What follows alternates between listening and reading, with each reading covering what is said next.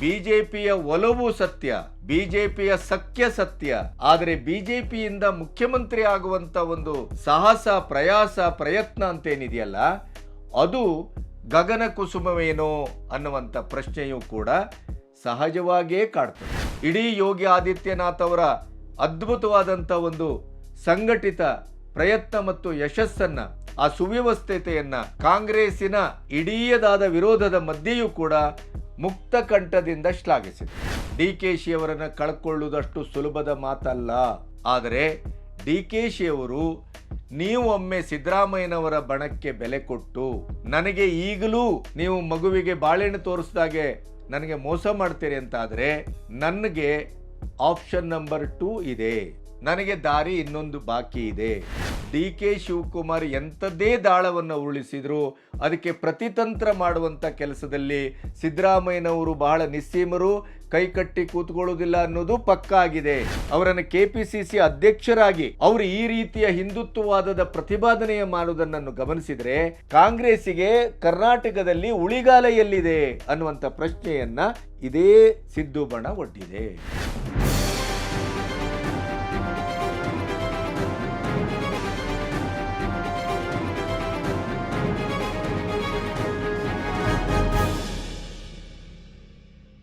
ನಮಸ್ತೆ, B Ganapati news ಚಾನಲ್ಗೆ ಸ್ವಾಗತ.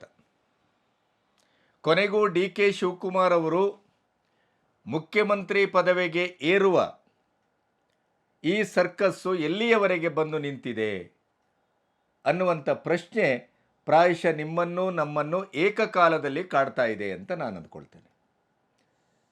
ಮುಖ್ಯಮಂತ್ರಿ ಆಗುವುದು ಖಚಿತ, ಆದರೆ ಅದು ಕಾಂಗ್ರೆಸ್ಸಿನಿಂದಲೋ ಬಿ ಜೆ ಪಿಯಿಂದಲೋ ಅನ್ನುವಂಥ ಒಂದು ವಾದವನ್ನು ನಾನು ಮಂಡಿಸಿದ್ದೆ.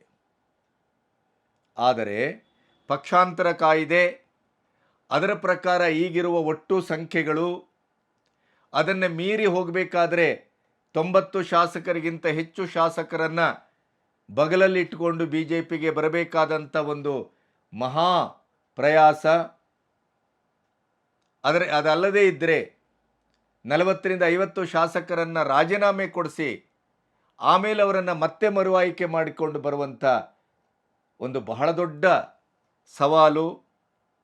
ಈ ಎಲ್ಲ ಸಾಂಖ್ಯಿಕ ತರ್ಕಗಳನ್ನು ಮುಂದಿಟ್ಟುಕೊಂಡು ನೋಡಿದಾಗ ಬಿ ಜೆ ಪಿಯ ಒಲವು ಸತ್ಯ, ಬಿ ಜೆ ಪಿಯ ಸಖ್ಯ ಸತ್ಯ.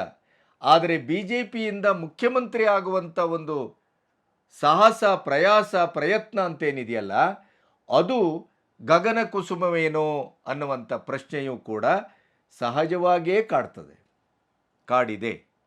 ಆದರೆ ಡಿ ಕೆ ಶಿವಕುಮಾರ್ ಮುಖ್ಯಮಂತ್ರಿ ಆಗುವಂಥ ಒಂದು ಸೂತ್ರ ಸಂಧಾನ ಏನಿತ್ತಲ್ಲ, ಸಿದ್ದರಾಮಯ್ಯನವರು ಮುಖ್ಯಮಂತ್ರಿ ಆಗುವಂಥ ಸಂದರ್ಭದಲ್ಲಿ ಅಧಿಕಾರದ ಹಸ್ತಾಂತರ 2.5 ಸೂತ್ರ, ಅದು ಅಕ್ಟೋಬರ್ 31ಕ್ಕೆ ಮುಗೀತದೆ.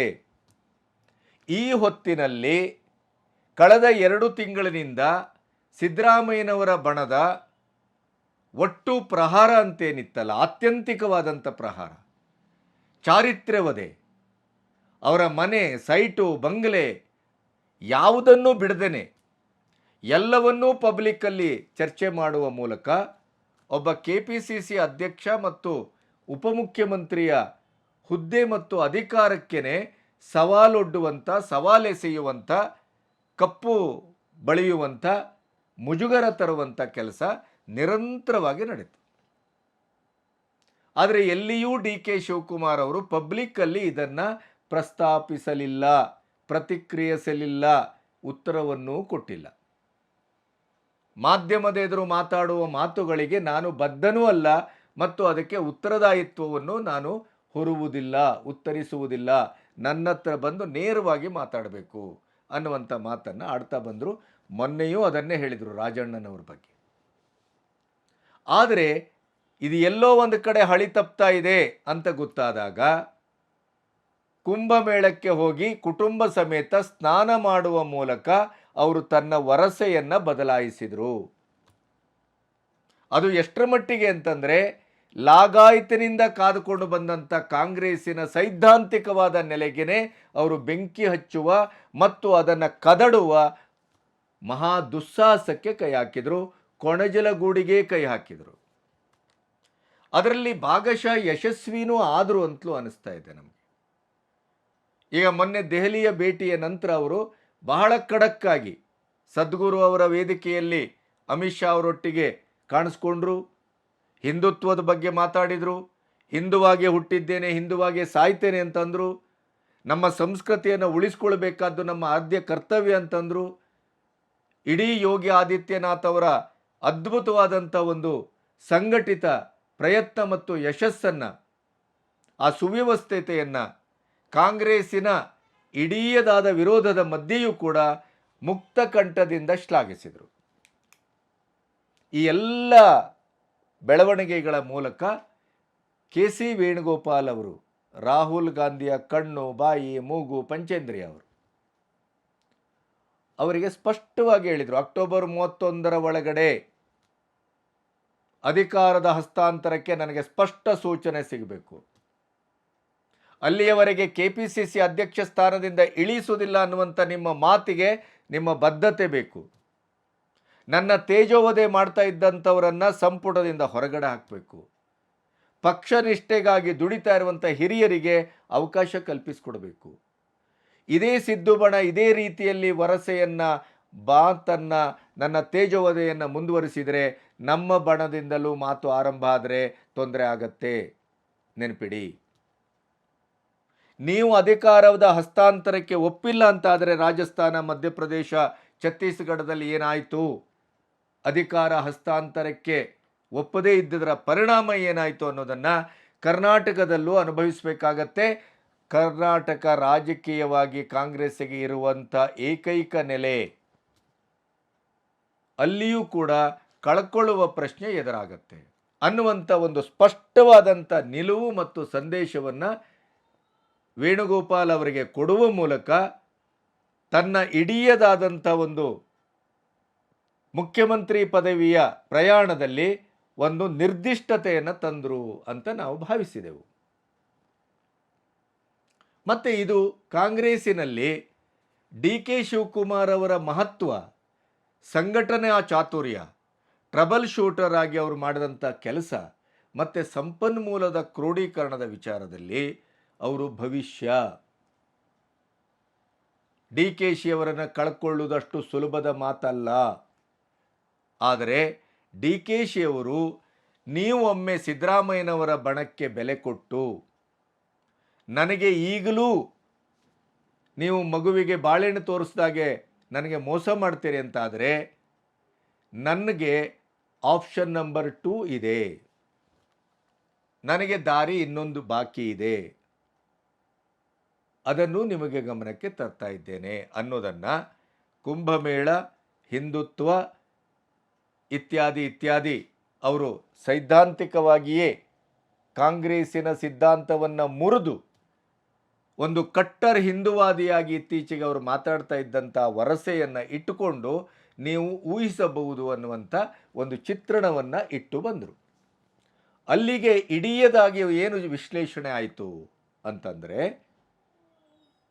DKಶಿ ಅವರು ಅಧಿಕಾರವನ್ನು ಪಡೆಯುವ ದಿಕ್ಕಿನಲ್ಲಿ ಒಂದು ಸ್ಪಷ್ಟ ಹೆಜ್ಜೆಯನ್ನು ಮುಂದಿಟ್ಟಿದ್ದಾರೆ ಮತ್ತು ಹೈಕಮಾಂಡಿಗೆ ಇದು ದೊಡ್ಡದಾದಂಥ ಒಂದು ತಲೆಬಿಸಿ ತರುವಂಥ, ಇದನ್ನು ಹೇಗೆ ಬಗೆಹರಿಸುವುದು ಅನ್ನುವಂಥ ಒಂದು ಪ್ರಶ್ನೆಯನ್ನು ಉರುಳಿನ ರೂಪದಲ್ಲಿ ಅವರು ಕೊರಳಿಗೆ ಕಟ್ಟಿ ಬಂದಿದ್ದಾರೆ ಅನ್ನುವಂಥ ತರ್ಕ ಆಗ್ತಾ ಇತ್ತು. ಎಲ್ಲೋ ಒಂದು ಕಡೆ ಅಕ್ಟೋಬರ್ 31 ಸಿದ್ದರಾಮಯ್ಯನವರನ್ನು ಇಳಿಸುವ, DK ಶಿವಕುಮಾರ್ ಅವರನ್ನು ಮುಖ್ಯಮಂತ್ರಿ ಪದವಿಯಲ್ಲಿ ಕೂಡ್ರಿಸುವ ಕೆಲಸ ಆಗ್ತದೆ ಕಾಂಗ್ರೆಸ್ಸಿನಲ್ಲಿ. ಇಲ್ಲದೇ ಇದ್ದರೆ ಸ್ಥಳೀಯ ಚುನಾವಣೆ ಬೇರೆ ಬರ್ತಾ ಇದೆ, 28ರ ಚುನಾವಣೆ ಕೂಡ ನನ್ನ ನೇತೃತ್ವದಲ್ಲೇ ಆಗ್ತದೆ ಅಂತ ಹೇಳಿದ್ದಾರೆ. ಮತ್ತು ಜ್ಯೋತಿಷ್ಯದ ಮೇಲೆ ಅಪಾರವಾದ ನಂಬಿಕೆಯನ್ನು ಇಟ್ಟಿರೋದ್ರಿಂದ 28ರವರೆಗೆ DKಶಿಯವರ ಗ್ರಹಗತಿ ಬಹಳ ಅದ್ಭುತವಾಗಿದೆ ಅಂತ ಅವರ ಜ್ಯೋತಿಷಿಗಳು, ಗುರುಗಳು ಎಲ್ಲ ಹೇಳಿರೋದ್ರಿಂದ DK ಶಿವಕುಮಾರ್ ಈ ಸರಿ ತನ್ನ ಪಟ್ಟನ್ನು ಸಡಲಿಸುವ ಪ್ರಶ್ನೆಯೇ ಇಲ್ಲ. Do and die, hook and crook, blackmail ಅಂತಾದರೂ ಭಾವಿಸಿ, ಏನಾದರೂ ಭಾವಿಸಿ, ಈ ಸರಿ ನೀವು ನನ್ನನ್ನು ಹೇಳಿದ ಪ್ರಕಾರ, ಒಪ್ಪಿಕೊಂಡ ಪ್ರಕಾರ ನೀವು ಮುಖ್ಯಮಂತ್ರಿ ಪದವಿಗೆ ನನ್ನನ್ನು ಕೂರಿಸತಕ್ಕದ್ದು ಅನ್ನುವಂಥ ಒಂದು ನಿಲುವನ್ನು ಸ್ಪಷ್ಟಪಡಿಸಿ ಬಂದರು. ಎಲ್ಲ ಒಂದು ಕಡೆ ಕಾಂಗ್ರೆಸ್ಸಿನ ಹೈಕಮಾಂಡಿಗೆ ಇದು ಬಿಸಿ ತುಪ್ಪ ಆಯಿತು. ಯಾರು ಏನು ಮಾತಾಡಬೇಡಿ ಅಂತ ಮತ್ತೆ ವಾರ್ನಿಂಗ್ ಮಾಡಿದರು. ಇದರ ಮಧ್ಯೆ ಒಂದು ದೊಡ್ಡ ಬೆಳವಣಿಗೆ ಸಿದ್ದು ಬಣದಿಂದಲೂ ಆಗಿದೆ. ಇದು ಕ್ಷಿಪ್ರ ಬೆಳವಣಿಗೆ, ಲೇಟೆಸ್ಟ್ ನ್ಯೂಸ್ ಇದು. ಹಾಗಾದರೆ ಸಿದ್ದು ಬಣ ಅಧಿಕಾರದಲ್ಲಿ ಸಿದ್ದರಾಮಯ್ಯನವರು ಸುದೀರ್ಘ ಕಾಲವನ್ನು ಹೊಂದಿದ್ದವರು.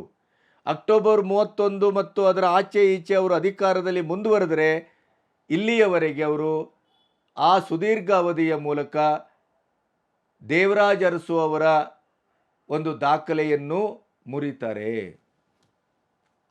ಮತ್ತು ಸಿದ್ದರಾಮಯ್ಯನವರು ಜನತಾದಳದಿಂದ ಇಲ್ಲಿಯವರೆಗಿನ ಒಟ್ಟು ಅವರ ನಡೆನುಡಿಯನ್ನು, ಅವರ ರಾಜಕೀಯದ ಚಾಣಾಕ್ಷತೆಯನ್ನು, ಅಧಿಕಾರಕ್ಕೆ ಅಂಟಿಕೊಳ್ಳುವಂಥ ಅವರ ಒಂದು ಗುಣವನ್ನು ಅದನ್ನು ಅರ್ಥೈಸಿಕೊಂಡವರಿಗೆ ಡಿ ಕೆ ಶಿವಕುಮಾರ್ ಎಂಥದ್ದೇ ದಾಳವನ್ನು ಉರುಳಿಸಿದ್ರು ಅದಕ್ಕೆ ಪ್ರತಿತಂತ್ರ ಮಾಡುವಂಥ ಕೆಲಸದಲ್ಲಿ ಸಿದ್ದರಾಮಯ್ಯನವರು ಬಹಳ ನಿಸ್ಸೀಮರು, ಕೈಕಟ್ಟಿ ಕೂತ್ಕೊಳ್ಳೋದಿಲ್ಲ ಅನ್ನೋದು ಪಕ್ಕಾ ಆಗಿದೆ. ಆಮೇಲೆ ಹೈಕಮಾಂಡು ಸೈದ್ಧಾಂತಿಕ ವಿಚಾರಗಳಲ್ಲಿ ಸಿದ್ದರಾಮಯ್ಯನವರ ಮಾತನ್ನು ಪರಮೋಚ್ಚವಾಗಿ ಗ್ರಹಿಸ್ತಾ ಬಂದಿದೆ ಅನ್ನೋದನ್ನು ನಾವು ಗಮನಿಸಿದ್ದೇವೆ. ಆ ನೆಲೆಯಲ್ಲಿ ಕುಂಭಮೇಳದಿಂದ ಇಲ್ಲಿಯವರೆಗಿನ ಡಿ ಕೆ ಶಿಯವರ ವರ್ತನೆ, ಸದ್ಗುರು ಅವರು ಈ ದೇಶದ ಸಂಸ್ಕೃತಿ, ರಾಮ ಕೃಷ್ಣ ಮೊಘಲರ ದುರಾಡಳಿತ, ಅವರು ಮಾಡಿದಂಥ ನಮ್ಮ ಸಾಂಸ್ಕೃತಿಕ ನಾಶ, ನಮ್ಮ ದೇಗುಲಗಳ ಮಹತ್ವ, ಇವೆಲ್ಲವನ್ನು ಮಾತಾಡ್ತಾ ಅವರು ಸಹಜವಾಗಿ ಕಾಂಗ್ರೆಸ್ಸಿನ ವಿರೋಧ ನೆಲೆಯಲ್ಲಿ ನಿಂತು ಆಗಿದೆ. ಯಾರೋ ಕೇಳಿದಾಗ ಅವರು ರಾಹುಲ್ ಗಾಂಧಿ ಯಾರು ಅಂತ ರಾಹುಲ್ ಗಾಂಧಿ ಯಾರು ಅಂತಲೇ ನನಗೆ ಗೊತ್ತಿಲ್ಲ ಅನ್ನುವಂಥ ಮಾತನ್ನು ಅವರು ಆಡಿದ್ದಾರೆ. ಅಂಥವರ ಕಾರ್ಯಕ್ರಮಕ್ಕೆ ಡಿ ಕೆ ಶಿಯವರು, ಅದರಲ್ಲೂ ಅಮಿತ್ ಶಾ ಬರುವಂಥ ಕಾರ್ಯಕ್ರಮಕ್ಕೆ ಇಂಥ ಸಂದರ್ಭದಲ್ಲಿ ಅವರು ಹೋದದ್ದಲ್ಲದೇ ಅಲ್ಲಿ ಭಾಗವಹಿಸಿ ಒಂದು ಬೇರೆಯೇ ಸಂದೇಶವನ್ನು ಕೊಟ್ಟದ್ದು ಅತ್ಯಂತ ಕಾಂಗ್ರೆಸ್ಸಿನ ದೃಷ್ಟಿಯಿಂದ ಸೈದ್ಧಾಂತಿಕವಾಗಿ ಇದು ಅಪರಾಧ ಅನ್ನೋದನ್ನು ಈಗಾಗಲೇ AICCಯ ಸೆಕ್ರೆಟರಿ PV ಮೋಹನ್ ಇದೊಂದು RSSನ ಪ್ರೇರಿತ ಚಿಂತನೆ, ಕಟ್ಟರ್ ಹಿಂದುತ್ವವಾದಿ ಚಿಂತನೆ ಅನ್ನುವಂಥದ್ದನ್ನು ಹೇಳಿದ್ದಾರೆ. ರಾಜಣ್ಣ ಅವರು ಅದರ ಬಗ್ಗೆ ಪ್ರತಿಕ್ರಿಯೆಯನ್ನು ಕೊಟ್ಟಿದ್ದಾರೆ. ಈ ಹಿನ್ನೆಲೆಯಲ್ಲಿ ಈಗ ಅಧಿಕೃತವಾಗಿ AICCಗೆ ಹೈಕಮಾಂಡಿಗೆ ಸಿದ್ದು ಬಣದಿಂದ ಲಿಖಿತ ರೂಪದಲ್ಲಿ ಡಿ ಕೆ ಶಿವಕುಮಾರ್ ಮೇಲೆ ಆಪಾದನೆಯ ಸುರಿಮಳೆ ಆಗಿದೆ. ಹಾಗಾದರೆ ಅದು ಏನು? ಮೊದಲನೇದಾಗಿ ಡಿ ಕೆ ಶಿವಕುಮಾರ್ ಕಾಂಗ್ರೆಸ್ಸಿನ ಸಿದ್ಧಾಂತವನ್ನು ಗಾಳಿಗೆ ಒಡ್ಡಿದ್ದಲ್ಲ, ಬೆಂಕಿಗೆ ಒಡ್ಡಿದ್ದಾರೆ. ಇದು ಅತ್ಯಂತ ಕಾಂಗ್ರೆಸ್ಸಿನ ಬಗ್ಗೆ ಇರುವಂಥ ಸಮೂಹದ ತಿಳುವಳಿಕೆಗೆ ಇದು ಒಂದು ಬೇರೆಯೇ ಅರ್ಥವನ್ನು ಕೊಡ್ತಾ ಇದೆ. ಸ್ಥಳೀಯ ಚುನಾವಣೆ ಬರ್ತಾ ಇದೆ, ಬಿಹಾರದ ಚುನಾವಣೆ ಬರ್ತಾ ಇದೆ. ಇಂಥ ಸಂದರ್ಭದಲ್ಲಿ ಡಿ ಕೆ ಶಿವಕುಮಾರ್ ಅವರು ಇಟ್ಟಂಥ ಈ ಒಂದು ಹೆಜ್ಜೆಗಳೇನಿದೆ ಅದು ಕಾಂಗ್ರೆಸ್ಸಿನ ಸಿದ್ಧಾಂತಕ್ಕೆ ತದ್ವಿರುದ್ಧವಾದದ್ದು. ಅದು RSSನ ಚಿಂತನೆ, BJPಯ ಚಿಂತನೆ. ಇದರಿಂದ ಕಾಂಗ್ರೆಸ್ಸಿಗೆ ದೊಡ್ಡ ಡ್ಯಾಮೇಜ್ ಆಗ್ತಾ ಇದೆ. ಹಾಗಾಗಿ ಕಾಂಗ್ರೆಸ್ಸು ಇದನ್ನು ಸಹಿಸಿಕೊಂಡರೆ, ನೀವು ಇದೇ ಆಧಾರದಲ್ಲಿ ಅವರು ಬ್ಲ್ಯಾಕ್ ಮೇಲ್ ಮಾಡ್ತಾ ಇದ್ದಾರೆ, ನೀವು ಅವರ ಬ್ಲ್ಯಾಕ್ ಮೇಲಿಗೆ ಒಳಗಾಗಿ ಅವರನ್ನು KPCC ಅಧ್ಯಕ್ಷಗಿರಿಯಲ್ಲೂ ಮುಂದುವರಿಸಿ ನೀವು ಮತ್ತೆ ಈಗ ಅಧಿಕಾರ ಹಸ್ತಾಂತರದ ಪ್ರಶ್ನೆ ಮತ್ತು ಅದರ ಬದ್ಧತೆಯಲ್ಲಿ ನೀವು ಅವರನ್ನು ಚೀಫ್ ಮಿನಿಸ್ಟರ್ ಮಾಡಿದ್ರಿ ಅಂತಾದರೆ ಕಾಂಗ್ರೆಸ್ಸಿನ ಸಿದ್ಧಾಂತದ ಪ್ರಶ್ನೆ ಏನು? ಕಾಂಗ್ರೆಸ್ಸಿನ ಭವಿಷ್ಯ ಏನು? ನೀವು ಕಟ್ಟರ್ ಹಿಂದುತ್ವವಾದಕ್ಕೆ ಹಾಗಾದರೆ ಕಾಂಗ್ರೆಸ್ಸು ಮಣಿದಿದೆ ಅನ್ನುವಂಥ ಅರ್ಥ ಬರುವುದಿಲ್ಲವೇ? ಇದರಿಂದ ಬಿಹಾರದ ಚುನಾವಣೆ, ತಕ್ಷಣಕ್ಕಿರುವಂಥ ಬಿಹಾರದ ಚುನಾವಣೆಗೆ ನಮಗೆ ಅದೊಂದು ದೊಡ್ಡ ಶಾಪವಾಗಿ ತಟ್ಟುವುದಿಲ್ವೇ? ಹಾಗಾಗಿ ಡಿ ಕೆ ಶಿಯವರ ವರ್ತನೆ ಅತ್ಯಂತ ದುಂಡಾವರ್ತಿ, ಅದು ಕಾಂಗ್ರೆಸ್ ಸಿದ್ಧಾಂತದ ವಿರುದ್ಧ. ಅವರು ಕಾಂಗ್ರೆಸ್ಸಿನ ಒಳಗಡೆನೇ ಒಂದು ಒಳ ಬಂಡಾಯವನ್ನು ತರ್ತಾ ಇದ್ದಾರೆ. ಈಗಾಗಲೇ ಮಾನಸಿಕವಾಗಿ 2 ಗುಂಪುಗಳಾಗಿದೆ. ಸಾಫ್ಟ್ ಹಿಂದುತ್ವ ಅಂತ ಏನು ಅಂದುಕೊಂಡಿದ್ರೋ ಅವರೆಲ್ಲರೂ ಈಗ ಧ್ರುವೀಕರಣ ಆಗ್ತಾ ಇದ್ದಾರೆ ಡಿ ಕೆ ಶಿ ಹಿಂದೆ. ಇದು ಭವಿಷ್ಯದಲ್ಲಿ ಬಹಳ ದೊಡ್ಡ ಹೊಡೆತವನ್ನು ತರ್ತದೆ ಅನ್ನುವಂಥ ಒಂದು ಮಾತನ್ನು ಇಡುವುದರ ಜೊತೆಗೆ ಇಂಟೆಲಿಜೆನ್ಸ್ ರಿಪೋರ್ಟನ್ನು ನಾವು ತರಿಸ್ಕೊಂಡಿದ್ದೇವೆ. ಅಮಿತ್ ಶಾ ಅವರು ಮತ್ತು ಡಿ ಕೆ ಶಿ ಅವರು ಒಂದು ಭಾಗವಹಿಸಿದ ಕಾರ್ಯಕ್ರಮದಲ್ಲಿ ಕೂಡ ಸದ್ಗುರು ಅವರ ಒಡನಾಟದ ಮೂಲಕ ತಾನೇ ಇನ್ವಿಟೇಷನ್ ಅನ್ನು ತರಿಸ್ಕೊಂಡಿದ್ದಾರೆ. ಅದು ಕೂಡ ಡಿ ಕೆ ಶಿ ಅವರ ಬ್ಲ್ಯಾಕ್ ಮೇಲಿನ ಬಹುದೊಡ್ಡ ತಂತ್ರ. ಅಮಿತ್ ಶಾ ಅವರೊಟ್ಟಿಗೆ ಮಾತುಕತೆಯೂ ಆಗಿಲ್ಲ. ಅಮಿತ್ ಶಾ ಅವರಿಗೆ ಡಿ ಕೆ ಶಿ ಅವರು ಕಾರ್ಯಕ್ರಮಕ್ಕೆ ಬರ್ತಾರೆ ಅಂತ 2-3 ದಿನದ ಮೊದಲವರೆಗೂ ಗೊತ್ತಿರಲಿಲ್ಲ. ಅವರು ಬಿಜೆಪಿಗೆ ಹೋಗುವ ಪ್ರಶ್ನೆಯೂ ಇಲ್ಲ. ಸಂಖ್ಯೆಯ ಮತ್ತು ಪಕ್ಷಾಂತರದ ಕಾಯ್ದೆಯ ಪ್ರಕಾರ ನಾವು ನೋಡಿದಾಗ ಆ ಸಾಧ್ಯತೆಯೂ ಕ್ಷೀಣ. ಮತ್ತು ಡಿ ಕೆ ಶಿ ಅವರನ್ನು ಬಿಜೆಪಿ ಒಳಗೆ ಸೇರಿಸ್ಕೊಳ್ಳುವ ಪ್ರಶ್ನೆಯೇ ಇಲ್ಲ. ಆದ್ದರಿಂದ ಈಗ ಹೈಕಮಾಂಡ್ ಇದಕ್ಕೆ ಸ್ಟ್ರಿಕ್ಟಾಗಿ ಆ್ಯಕ್ಷನ್ ತಗೋಬೇಕು. ಅವರನ್ನು KPCC ಅಧ್ಯಕ್ಷರಾಗಿ ಅವರು ಈ ರೀತಿಯ ಹಿಂದುತ್ವವಾದದ ಪ್ರತಿಪಾದನೆಯ ಮಾಡುವುದನ್ನು ಗಮನಿಸಿದರೆ ಕಾಂಗ್ರೆಸ್ಸಿಗೆ ಕರ್ನಾಟಕದಲ್ಲಿ ಉಳಿಗಾಲ ಎಲ್ಲಿದೆ ಅನ್ನುವಂಥ ಪ್ರಶ್ನೆಯನ್ನು ಇದೇ ಸಿದ್ದು ಬಣ ಒಡ್ಡಿದೆ. ಹಾಗಾದರೆ ಡಿ ಕೆ ಶಿ ಅವರು ಎಲ್ಲೋ ಒಂದು ಕಡೆ ಅತಿರೇಕದ ಹೆಜ್ಜೆ ಇಟ್ಟರ? ಕಾಂಗ್ರೆಸ್ಸಿನ ಒಳಗಡೆ ಕಾಂಗ್ರೆಸ್ಸಿನ ಹೈಕಮಾಂಡಿಗೆ ಒಂದು ಧಮಕಿ ಹಾಕುವ, ಬ್ಲ್ಯಾಕ್ ಮೇಲ್ ಮಾಡುವ, ತನ್ನ ಇಡಿಯದಾದ ಶಕ್ತಿ ಪ್ರದರ್ಶನ ಮಾಡುವ ಉಮೇದಿನಲ್ಲಿ ಬಿಜೆಪಿ ಮತ್ತು ಹಿಂದುತ್ವ ಸನಾತನತೆ ಇದರ ಕಡೆ ವಾಲುತ್ತಾ ಬಿಜೆಪಿಯವರ ಸಖ್ಯದಲ್ಲಿ ಕೆಲವು ಕಾರ್ಯಕ್ರಮಗಳಲ್ಲಿ ಭಾಗವಹಿಸ್ತಾ ಮಾತಾಡುವ ಮೂಲಕ ಮತ್ತು ಭಾಗವಹಿಸುವ ಮೂಲಕ ರಾಜಕೀಯದಲ್ಲಿ ಹಲವಾರು ಸಂದೇಶಗಳನ್ನು ಸ್ವಕೀಯರಿಗೂ ಪರಕೀಯರಿಗೂ ಕೊಡುವಂಥದ್ದು ಅದೊಂದು ಪರಂಪರೆ. ಆ ಮೂಲಕವೇ ನಿಮಗೆ ಹಿಂದೆ ಸಿದ್ದರಾಮಯ್ಯನವರು ಇರ್ಬೋದು, ಅಥವಾ ದೇವೇಗೌಡರಂಥವ್ರು ಇರ್ಬೋದು, ಯಡಿಯೂರಪ್ಪನವರಂಥವ್ರು ಇರ್ಬೋದು, ರಾಮಕೃಷ್ಣ ಹೆಗಡೆ ಅಂಥವ್ರು ಇರ್ಬೋದು, ಇವರೆಲ್ಲರೂ ಹಲವಾರು ರೀತಿಯ ಸಂದೇಶಗಳನ್ನು ರವಾನಿಸಿದ ಚಿತ್ರಗಳನ್ನು ಚಾರಿತ್ರಿಕವಾಗಿ ನಾವು ಗಮನಿಸಿದ್ದೇವೆ. ಅದೇ ಹಾದಿಯಲ್ಲಿ ಡಿ ಕೆ ಶಿ ಅವರು ವ್ಯಗ್ರರಾಗಿ ಹೋದರು, ಬಹಳ ಅಗ್ರೆಸಿವ್ ಆಗಿ ಹೋದರು. ಅದು ಒಂದು ಕಡೆ ಫಲ ಕೊಡುತ್ತೆ. ಹೈಕಮಾಂಡ್ ಎಲ್ಲೋ ಒಂದು ಕಡೆ ಅವರಿಗೆ ವಾಲ್ತಾ ಇದೆ, ಮಣಿತಾ ಇದೆ ಅನ್ನುವಂಥ ಸಂದರ್ಭದಲ್ಲಿ ಸಿದ್ದು ಬಣ ಬ್ರಹ್ಮಾಸ್ತ್ರವನ್ನೇ ಎದುರಿಟ್ಟಿದೆ. ಇದು ಡಿ ಕೆ ಶಿ ಅವರನ್ನೇ ಭಸ್ಮ ಮಾಡುತ್ತಾ, ಗೊಳಿಸಬಹುದಾ? ಅವರ ಮುಖ್ಯಮಂತ್ರಿ ಆಗಬೇಕು ಅನ್ನುವ ಕನಸನ್ನು ಸಂಪೂರ್ಣವಾಗಿ ನಾಶ ಮಾಡುತ್ತಾ?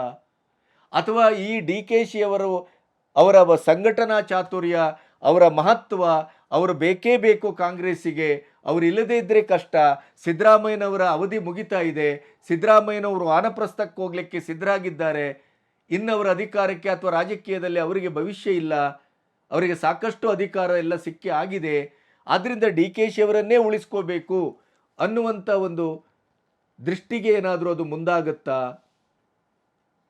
ಹಾಗೆ ಮುಂದಾದಾಗ ಡಿ ಕೆ ಶಿ ಅವರು ಈಗ ಆಡಿದಂಥ ಮಾತುಗಳ ಆಧಾರದಲ್ಲಿ ಅವರು ಹಿಂದುತ್ವವನ್ನು ಏನು ಪ್ರತಿಪಾದಿಸ್ತಾ ಇದ್ದಾರಲ್ಲ, ಸೈದ್ಧಾಂತಿಕವಾಗಿ ಅದು ಕಾಂಗ್ರೆಸ್ಸಿನ ಸಿದ್ಧಾಂತಕ್ಕೆ ವಿರುದ್ಧವಾಗಿದೆಯಲ್ಲ, ಅದನ್ನು ಹೇಗೆ ಅರಗಿಸಿಕೊಳ್ತದೆ ಕಾಂಗ್ರೆಸ್ಸು?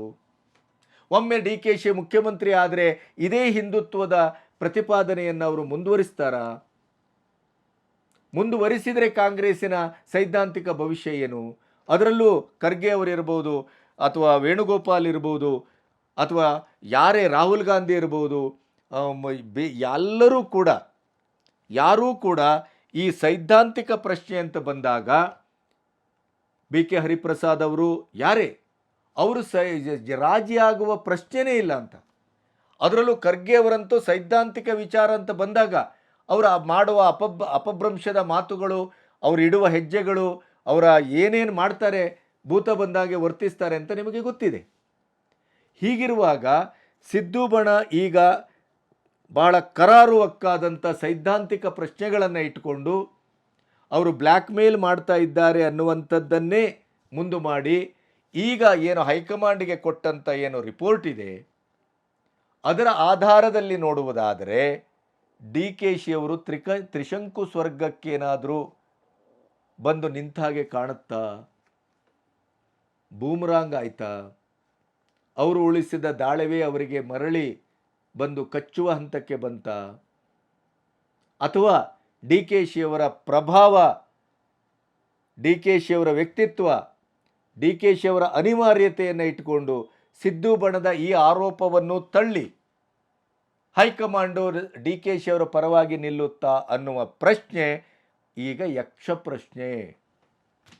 ಈ ಹೊತ್ತಿನ ಒಟ್ಟು ವಿದ್ಯಮಾನಗಳನ್ನು ಗಮನಿಸಿದರೆ ಎಲ್ಲೋ ಒಂದು ಕಡೆ ಡಿ ಕೆ ಶಿಯವರು ಕಾಂಗ್ರೆಸ್ಸಿನ ಒಳಗಡೆನೇ ಗೆದ್ದ ಹಾಗೆ ಮುಖ್ಯಮಂತ್ರಿ ಆಗ್ತಾರೆ ಅನ್ನುವಂಥ ಆಶಾವಾದವನ್ನು ಹುಟ್ಟುಹಾಕುವ ಹಾಗೆ ಕಂಡ್ರೆ, ಈಗ ಅದರ ನಂತರ ಆದಂಥ ಕ್ಷಿಪ್ರ ಬೆಳವಣಿಗೆ ಏನಿದೆ, ಸಿದ್ದು ಅವರು ಒಡ್ಡಿದಂಥ ಬ್ರಹ್ಮಾಸ್ತ್ರ ಏನಿದೆ, ಸೈದ್ಧಾಂತಿಕವಾದದ್ದು, ಎಡಬಲದ ಸಿದ್ಧಾಂತ, ಕಾಂಗ್ರೆಸ್ಸಿನ ಮೂಲಭೂತವಾದಂಥ ತುಷ್ಟೀಕರಣದ ರಾಜಕಾರಣದ ಸಿದ್ಧಾಂತ, ಆ ಸಿದ್ಧಾಂತಕ್ಕೆ ವಿರುದ್ಧವಾಗಿ ಹೊರಟಂಥ B J P, R S S, ಸನಾತನ ಧರ್ಮದ ಈ ಸೈದ್ಧಾಂತಿಕ ನೆಲೆಗೆ ಬದ್ಧತೆಯನ್ನು ಸೂಚಿಸಿದಂಥ ಡಿ ಕೆ ಶಿವಕುಮಾರ್ ಅವರನ್ನು ಒಪ್ಪಿಕೊಂಡ್ರೆ ಅದರ ಪರಿಣಾಮ ಏನು, ಒಪ್ಪಿಕೊಳ್ಳಬಹುದೇ?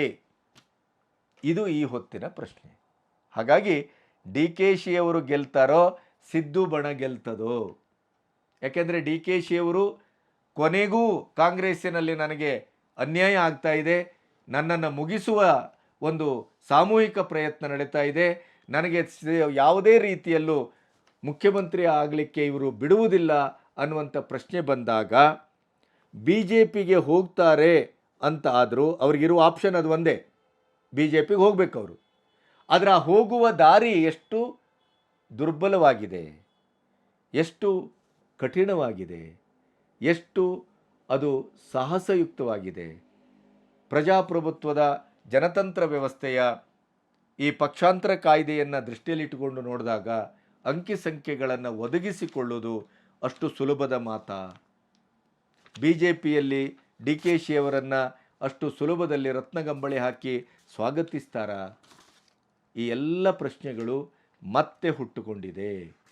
ಎಲ್ಲಿಂದ ಡಿ ಕೆ ಶಿಯವರ ಮುಖ್ಯಮಂತ್ರಿ ಆಸೆ, ಕನಸು, ಅದನ್ನು ಪಡೆದೇ ಪಡಿತೇನೆ ಅನ್ನುವಂಥ ಈ ಒಂದು ದಿಟ್ಟ ಹೋರಾಟ ಎಲ್ಲಿ ಆರಂಭ ಆಗಿತ್ತೋ ಅಲ್ಲಿಗೆ ಮತ್ತೆ ಡಿ ಕೆ ಶಿಯವರು ಬಂದು ನಿಂತ ಹಾಗೆ ಈ ಒಂದೆರಡು ದಿನದ ಬೆಳವಣಿಗೆ ಸ್ಪಷ್ಟವಾಗಿ ಕಾಣ್ತಾ ಇದೆ.